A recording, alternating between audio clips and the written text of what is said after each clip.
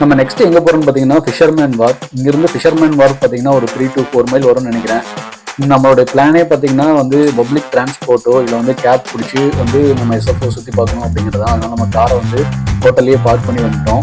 SFO மெட்ரோவில் பார்த்தீங்கன்னா மியூனி mobile அப்படின்னு ஒரு ஆப் இருக்குது. இந்த ஆப்பில் வந்து நம்ம என்ன பண்ணலாம்னா டிக்கெட்டை வந்து பர்ச்சேஸ் பண்ணிக்கலாம்.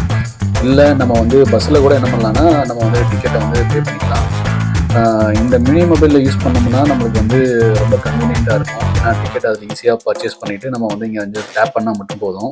இன்றைக்கி பார்த்தீங்கன்னா சண்டேனா நம்ம ஊரில் எப்படி இருக்கும், அவ்வளோ கூட்டமாக இருக்கும்.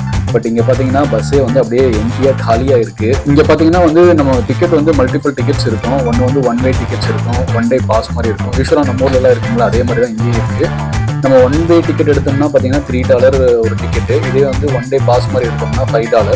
1 டே டிக்கெட்டோட பெஸ்ட் அட்வான்டேஜ் என்னன்னு பார்த்தீங்கன்னா நம்ம டிக்கெட்டை எடுக்கிற டைம்ல இருந்து நைட்டு 12 மணி வரைக்கும் என்ன வாங்கணும்னா 1 டே டிக்கெட் நம்ம யூஸ் பண்ணிக்கலாம். நம்ம early மார்னிங்கே எடுத்துட்டோம்னாலும் நைட் வரைக்கும் யூஸ் பண்ணிக்கலாம். இல்லை நம்ம எப்போ எடுக்கிறோமோ அது வந்து நைட் 12 மணி வரைக்கும் செல்லும்.